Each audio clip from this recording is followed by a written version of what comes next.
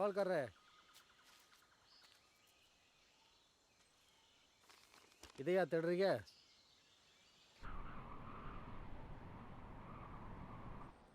வெள்ளைக்காரன் அவங்களாக்குள்ள போகவே முடியல. நீச்சு தண்ணிப்பா குடுமா. இந்தானே. நல்லது தாய். ஆவணங்களை அவங்ககிட்ட இருந்து எப்படி எடுக்கிறதுன்னு தெரிலங்கய்யா.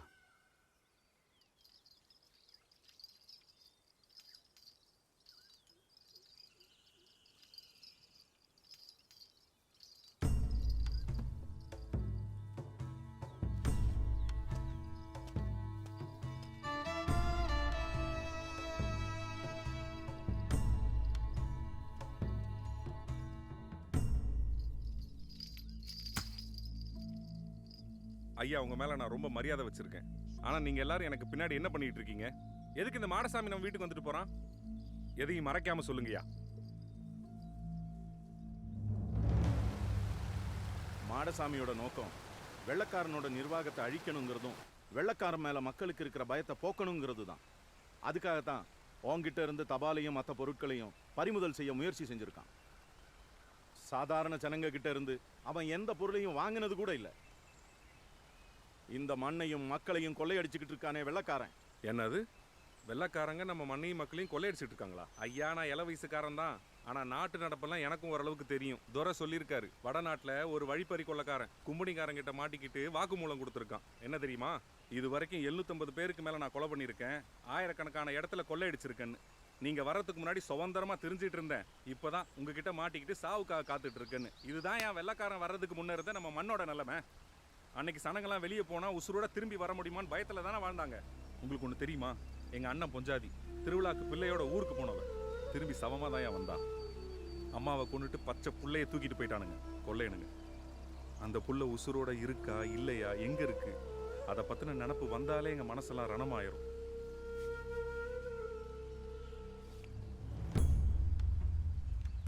உனக்கு நேர்ந்த சில மோசமான அனுபவங்களை மட்டும் வச்சு நீ வெள்ளக்காரன் நல்லவன்னு நம்பிக்கிட்டு இருக்க. இந்த அறியாமையால நீ எவ்வளோ பெரிய தப்பு பண்ணியிருக்க தெரியுமா? மாடசாமி நம்ம வீட்டுக்கு வந்ததுக்கே கோவப்பட்ட நீ எங்கேயோ இருக்கிற வெள்ளக்காரன் ஏன் நம்ம நாட்டுக்கு வந்தான்னு யோசிச்சிருக்கியா? அவங்க நாட்டில் உணவுக்குன்னு வச்சிருந்த இறைச்சி எல்லாம் அதிகமான அளவில் கெட்டு போய் மக்களால் கறியே வாங்க முடியாமல் போச்சு. என்ன பண்ணுறதுன்னு தெரியாமல் வெள்ளக்காரன் அதுக்கான தீர்வை தேடி பல நாடுகள் அலைஞ்சு கடைசியாக இந்திய பிரதேசத்துக்கு வந்து சேர்ந்தான். இங்கே பயன்பாட்டில் இருந்த மஞ்சள், மிளகு, கிராம்பு மாதிரியான மசாலா பொருட்களை மலிவான விலையில் எடுத்துக்கிட்டு போய் கறியை பதம் பண்ணி வியாபாரம் பண்ணானுங்க. அது அவனுங்களுக்கு மிகப்பெரிய லாபத்தை கொடுத்துச்சு. உடனே அவங்க ராணியோட அனுமதியை வாங்கிட்டு இந்தியாவோட வணிகம் பண்ணுறதுக்காகவே கிழக்கிந்திய கம்பெனின்னு ஒன்றை புதுசாக உருவாக்கி நம்ம நாட்டுக்கு திரும்பி வந்தானுங்க. காலப்போக்கில் நமக்குள்ள பிரிவினைகளை ஏற்படுத்தி நம்ம ராஜ்யங்கள் எல்லாத்தையும் வீழ்த்தினான். 200 வருஷத்துக்கு முன்னாடி வெறும் மசாலா பொருட்களை வாங்க வந்த ஒரு கம்பெனி இன்னைக்கு நம்ம நாட்டையே ஆண்டுகிட்டு இருக்கு. இதை விட கொடுமை என்ன தெரியுமா? பொன் விளையிற பூமியா இருந்த நம்ம நாடு வெள்ளக்காரனோட ஆட்சியில சாப்பாட்டுக்கே திண்டாடுற நிலைமைக்கு வந்தாச்சு. விளைச்சல்ல 90% அவனுக்கு வரியா கட்ட வேண்டியிருக்கு. அப்படி முடியலன்னா நம்ம நிலங்களை பிடிங்கி சமீந்தாரங்களுக்கு தாரவாத்துடுறான். இப்படி வரி கொடுமையால தவிச்சுக்கிட்டு இருந்த நம்ம ஜனங்களுக்கு மேலும் ஒரு பேராபத்து காத்துக்கிட்டு இருந்தது. அந்த வருஷம் வர வேண்டிய பருவமழை வரல. விளைச்சல் சுத்தமா நின்னு போச்சு. மக்கள் வெதநிலையே சாப்பிட்ற நிலைமைக்கு தள்ளப்பட்டாங்க. ஆனா அப்பவும் அவன் வசூல் வேட்டை நிக்கவே இல்லை. பசியால வாடிக்கிட்டு இருந்த நம்ம ஜனங்க அவங்கிட்ட கையேந்தி நின்னப்ப, பசியில செத்துக்கிட்டு இருக்க சாமி, கொஞ்சம் கருளை காட்டு. I'll give you 1 meal a day, but you must work for us. நிக்கவே உடம்புல திராணி இல்லாதவங்களுக்கு ஒரே ஒரு வேளை கஞ்சியை கொடுத்து பக்கிங்காம் கால்வாயையும் ரயில் தண்டவாளங்களையும் கட்ட வச்சான். அப்படி கட்டமைச்ச ரயில்களை பயன்படுத்தி தான் நமக்கு ஒரு பருக்க கூட மிஞ்சாம எல்லாத்தையும் அவங்க நாட்டுக்கு சுரண்டி எடுத்துட்டு போனான். இங்க பஞ்சம் தலைவிரிச்சு ஆட ஆரம்பிச்சது. லட்சக்கணக்கான மக்கள் எலும்பு தோலுமா மாறினாங்க. வெறும் காத்த மட்டும் சுவாசிச்சு எப்படி உயிர் வாழ முடியும்? கொத்து கொத்தா செத்து விழுந்தாங்க.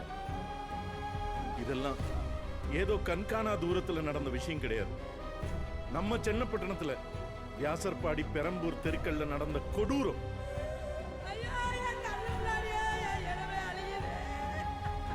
நம்ம பட்டினி சாவுக்கு மேலதான் வெள்ளக்காரனோட கொடி பொய்யாரமா பறந்துகிட்டு இருந்தது.